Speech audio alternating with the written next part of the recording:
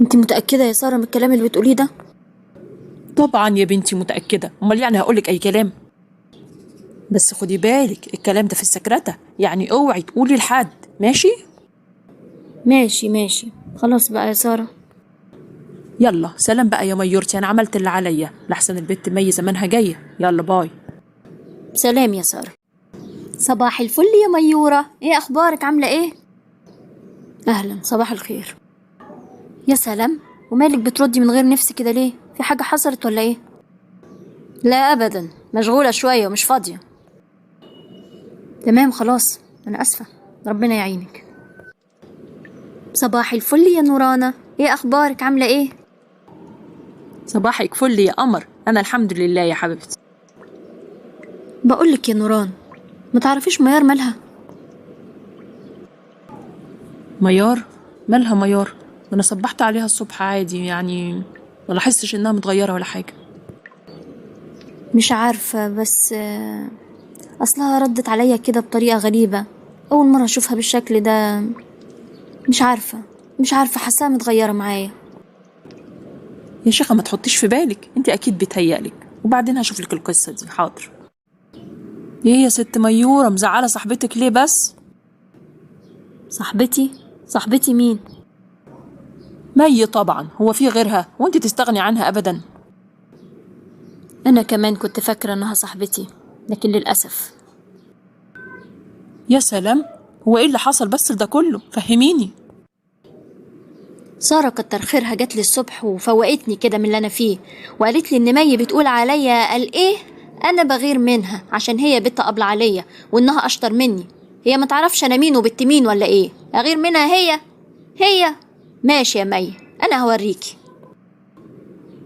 استهدي بالله كده بس يا حبيبتي.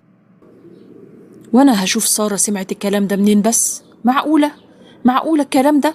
مي عمرها ما تقول كده ابدا، اكيد في حاجة غلط. صباح الخير يا سارة. صباح النور يا جميل.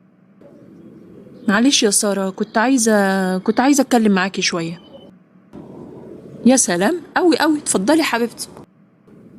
هو انت يا سارة سمعتي مي بنفسك وهي بتقول على ميار انها بتغير منها؟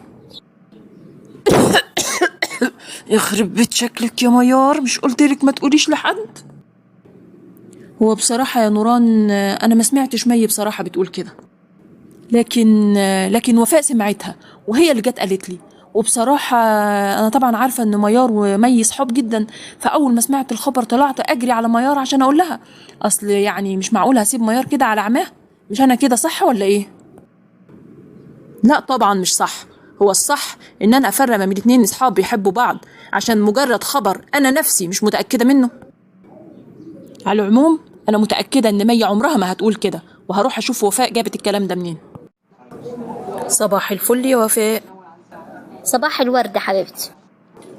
كنت عاوزة أسألك على حاجة يا وفاء، ممكن؟ اكيد طبعا، تعالي اقعدي حبيبتي. بقولك يا وفاء، هو انت سمعتي مي بنفسك بتقول على ميار إنها بتغير منها عشان هي بنت قبل عليا وإنها أشطر منها؟ سمعتي الكلام ده بنفسك من مي؟ بقى جاية عشان الموضوع ده. بص يا ستي، انت بقى جيتيلي في ملعبي. يعني إيه؟ مش فاهم. يعني يا ستي هحكيلك على اللي حصل بالظبط. بقى امبارح واحنا ماشيين اخر اليوم، راحت مي شافت ميار وهي داخله اوضه المديره وانا كنت معاها، فراحت استغربت وقالت ايه، قالت هي ميار ليه دخلت اوضه المديره وما خدتنيش معاها. بس كده. هو إيه اللي بس كده؟ أنا مش فاهمة حاجة، ما تجاوبيني يا بنت الناس على السؤال. يا حبيبتي ما انتي عارفاني بفهمها كده وهي طايره، هو انا لسه هستنى لما اسمع مي وهي بتقول الحاجه؟ اللهم طولك يا روح، هي مين بس دي اللي طايرة وانت فهمتيها؟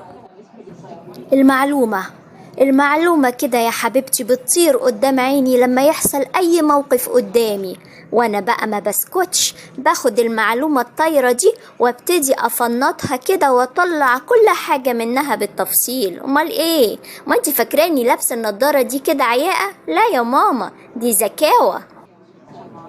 طب يا زكاوة قوليلي بقى ايه اللي حصل، عشان انا برضه لسه مش فاهمة.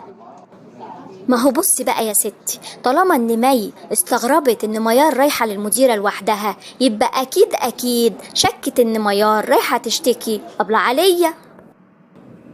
أبلة عليا؟ ومالها أبلة عليا بالموضوع؟ فاكرة في آخر حصة لما أبلة عليا سألت سؤال وراحت مي وسارة عرفوا يجاوبوه وميار معرفتش؟ فاكرة؟ أيوة فاكرة. إيه المشكلة؟ ما أنا كمان معرفتش أجاوب.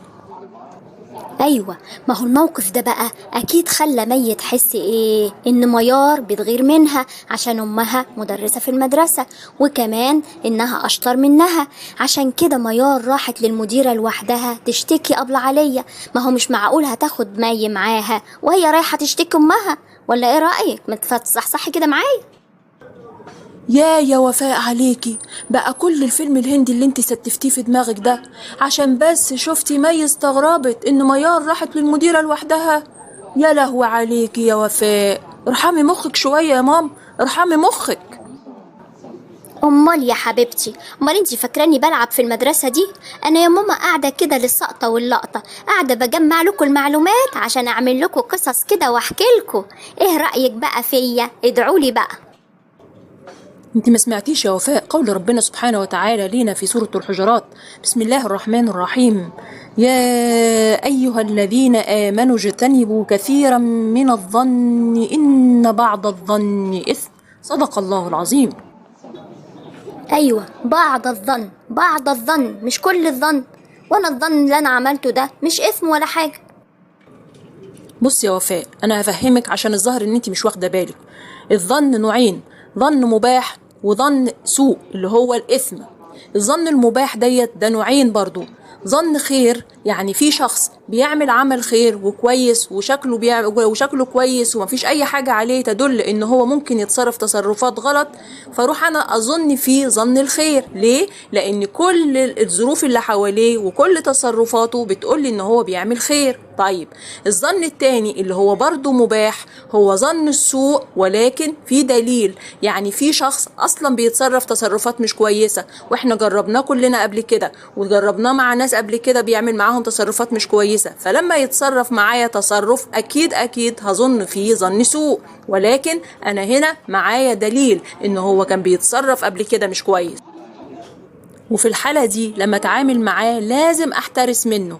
اما النوع التاني وهو اللي سيادتك بتعمليه دلوقتي هو ظن السوء اللي هو بدون دليل، يعني الشخص بيتصرف تصرفات كويسة والادلة كلها بتقول ان هو شخص كويس، لكن انا برضو اقول لا انتوا مش عارفين، انا اللي واخده بالي، انا اللي بفهمها وهي طايرة، واروح عاملة بقى سيناريو كده يدل على ان التصرف ده بيقصد بيه عمل شر. فهمت يا حلوة؟ يعني الظن اللي انت بتعمليه ده هو الإثم بعينه.